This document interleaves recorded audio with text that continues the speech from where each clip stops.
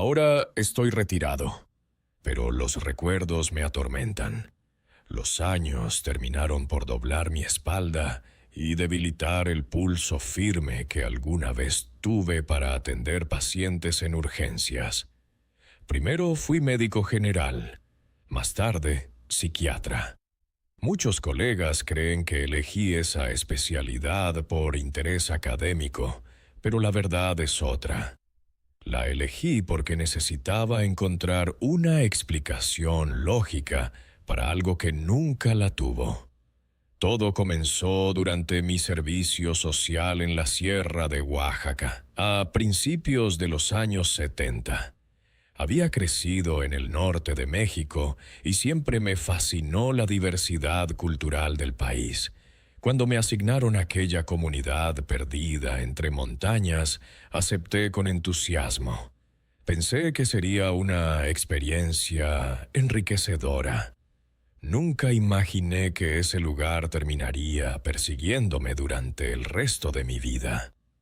En aquella época, no existían carreteras que comunicaran muchos pueblos. Para llegar era necesario recorrer varias horas a caballo por senderos estrechos cubiertos de niebla. Al caer la tarde, el bosque parecía tragarse cualquier sonido. Los habitantes vivían con pocas comodidades, pero eran personas hospitalarias. Lo único que me llamó la atención fue que todos, absolutamente todos, evitaban caminar solos después del anochecer. Cuando preguntaba la razón, respondían con evasivas. «La montaña tiene dueña, doctor». Pensé que era una superstición más. Recuerdo con claridad cómo llegué ahí. Me asignaron como médico pasante a ese pequeño pueblo de la Sierra de Oaxaca. Corría la década de los 70, como ya mencioné, y, recién salido de la escuela de medicina, me sentía orgulloso de llevar mis conocimientos a una comunidad apartada.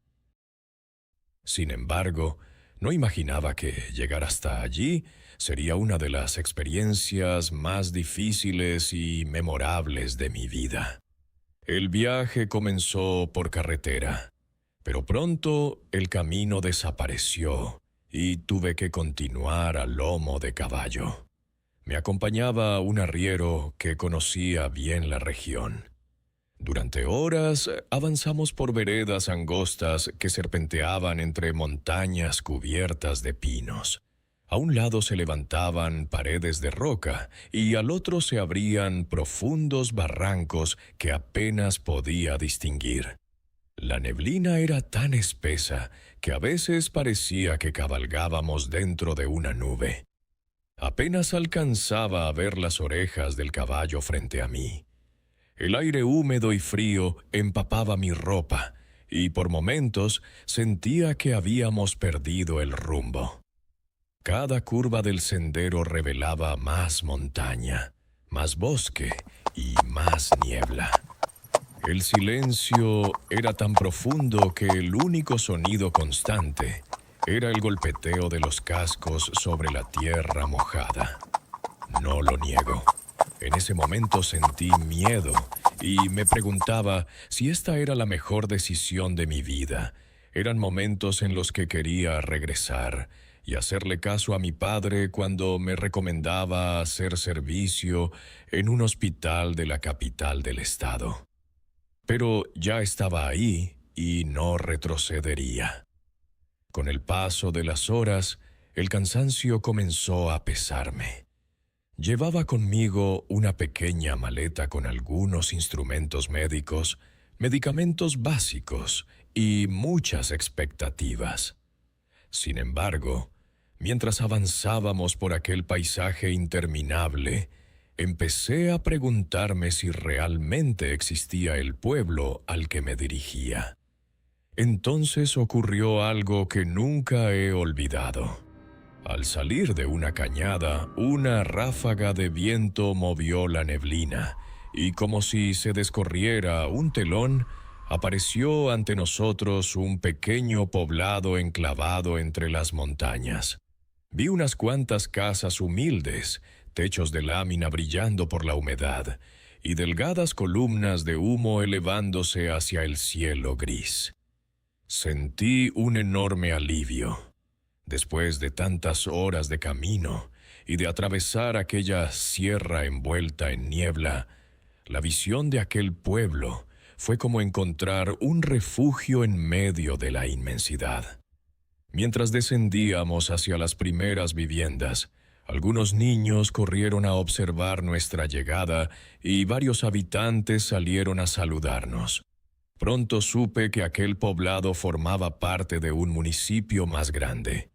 Poco después llegó un grupo de ingenieros enviados por el gobierno para abrir una carretera que conectaría la región con otros municipios. Entre ellos estaba Luis. Era apenas 2 años mayor que yo, alegre, bromista y con una confianza inquebrantable en la ciencia.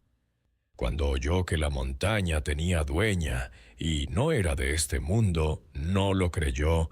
Decía que las leyendas solo existían para asustar a quienes no entendían la naturaleza. Por eso nos hicimos amigos casi de inmediato. Durante las primeras semanas compartíamos las comidas y, algunas noches, una botella de mezcal mientras escuchábamos la lluvia golpear el techo de lámina de la clínica. Digo clínica, pero en realidad era una pequeña choza con techo de lámina a las orillas del poblado. Durante la primera semana yo atendía a personas con algunas lesiones o enfermedades leves, pues tenía medicamentos muy básicos. Todo parecía normal. Hasta que una tarde Luis llegó diferente. Tenía el rostro pálido y las manos le temblaban, lo cual me preocupó. Pensé que tal vez había adquirido una enfermedad debido al agua que tomaba. Pero en cuanto me habló creí que estaba alucinando y la causa era otra. Doctor, ¿alguna vez ha visto a una mujer vestida completamente de blanco caminando entre los árboles? Le respondí que no, impactado por su pregunta. Sonrió con nerviosismo. Debe ser una muchacha del pueblo. Aunque hay algo raro. Siempre aparece lejos. Pero cuando parpadeo, ya está mucho más cerca. Entonces pensé que el cansancio estaba empezando a afectarlo. Las jornadas eran largas y el calor sofocante durante el día contrastaba con el frío húmedo de la noche. Le recomendé descansar, pero al día siguiente volvió con la misma historia. Decía que la mujer nunca hablaba. Solo levantaba lentamente una mano, como invitándolo a seguirla, que incluso la veía cuando estaba con sus compañeros y aseguraba que nadie más parecía verla. Los demás ingenieros comenzaron a burlarse de él. «Ya deja el mezcal. Seguro encontraste novia». Luis reía con ellos, aunque yo podía notar que el miedo en sus ojos era auténtico. Conforme pasaban los días, dejó de comer. Dormía apenas unas horas. Cada mañana tenía profundas ojeras y aseguraba escuchar pasos alrededor de su tienda, incluso cuando todos los demás dormían. Una noche desapareció. Lo buscamos durante horas iluminando el bosque con lámparas de aceite. Solo encontramos silencio. El amanecer comenzaba a pintar de gris las montañas cuando uno de los trabajadores señaló algo. Hallamos a Luis de pie entre los árboles. Nos acercamos y le pregunté si estaba bien. No reaccionaba. Solo miraba fijamente hacia la profundidad del bosque con una expresión vacía. Al tocarlo, noté que estaba completamente frío. Le revisé el pulso. Era lento, pero estable. Entonces vi sus brazos. Tenía marcas rojizas alrededor de ambos antebrazos. No parecían rasguños, eran huellas. como si unas manos con grandes dedos lo hubieran sujetado con una fuerza descomunal. Ningún ser humano posee dedos tan largos. Mientras lo llevaba de regreso, abrió lentamente los ojos. Sus labios apenas se movieron. No debía tocarla, no debía tocarla, repetía con voz entrecortada por el miedo. Durante los días siguientes su estado empeoró. Comenzó a hablar solo. En ocasiones miraba una esquina vacía de la habitación y sonreía. Después rompía en llanto. Intenté sedarlo. No funcionaba. Decía que la mujer regresaba cada noche, que permanecía inmóvil frente a la ventana observándolo, que sus pies nunca tocaban el suelo, y que debajo del cabello no tenía rostro, solo oscuridad. Como médico pensé en un episodio psicótico, tal vez estrés extremo, tal vez una enfermedad mental desencadenada por el aislamiento. Pero había detalles raros, imposibles de explicar. Algunas mañanas aparecieron pequeñas huellas de barro húmedo alrededor de su cama. Nadie lograba descubrir quién entraba o si se trataba de un animal, pues las ventanas permanecían cerradas desde dentro, al igual que la puerta. Una anciana del pueblo llegó una tarde llevando unas ramas de pirul y copal. No pidió permiso. Entró directamente al cuarto de Luis. Al verlo comenzó a rezar en zapoteco. Después salió apresuradamente. «No es enfermedad», me dijo. «Entonces, ¿qué es?» La mujer bajó la mirada y dijo con una voz que tenía una mezcla de preocupación y tristeza. «La mujer de blanco ya lo escogió». Al oírla sentí un escalofrío en todo el cuerpo. Casi podría asegurar que los vellos de mis brazos se levantaron. Afuera, los demás habitantes confirmaron la historia. Decían que era una mujer condenada desde tiempos antiguos. Aparecía en los caminos para seducir a hombres solitarios llamándolos con una voz dulce. Y pobre de aquel que aceptaba seguirla, pues jamás regresaba igual, y casi siempre desaparecía para siempre a los pocos días. Naturalmente, ninguno de nosotros creyó aquellas historias. Éramos hombres preparados y educados en la ciudad donde nada de esto se escuchaba. Éramos gente de ciencia. Pensábamos que las leyendas servían únicamente para explicar accidentes. Sin embargo, una noche, desperté cerca de las 3 de la mañana un tanto sobresaltado, con un nerviosismo que no entendía, y muy a pesar mío debo confesar que sentí miedo al recordar todo lo acontecido recientemente. Esta sensación aumentó al darme cuenta de la ausencia de ruidos. Encendí una lámpara que proyectaba una luz débil pero suficiente para ver a mi alrededor. Me concentré en el ambiente y efectivamente no escuché los sonidos habituales como insectos, el viento o incluso esperé un momento, pero tampoco se escuchaban los ladridos de perros, nada. La noche parecía muy quieta. Ya sé que ustedes pueden decir que eso no es motivo para preocuparse, pues los pueblos son regularmente lugares tranquilos, pero en ese momento yo me sentía muy tenso.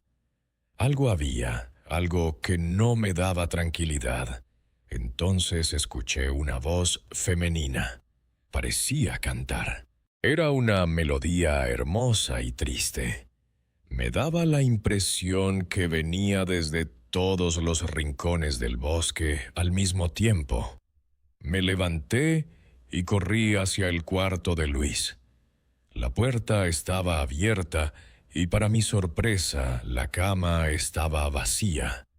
Solo encontré las correas de cuero con las que lo habíamos sujetado, rotas como si hubieran sido cortadas con una enorme fuerza. Rápidamente llamé a los otros compañeros para buscarlo. Seguimos un rastro de huellas que salían de la clínica. Claramente eran dos personas caminando sobre la tierra húmeda. Unas huellas pertenecían a Luis, lo sabíamos por las marcas de sus botas. Las otras parecían de una mujer, o eso era la impresión que nos daba. Eran pisadas con pies desnudos, y cada huella tenía dedos exageradamente largos y separados.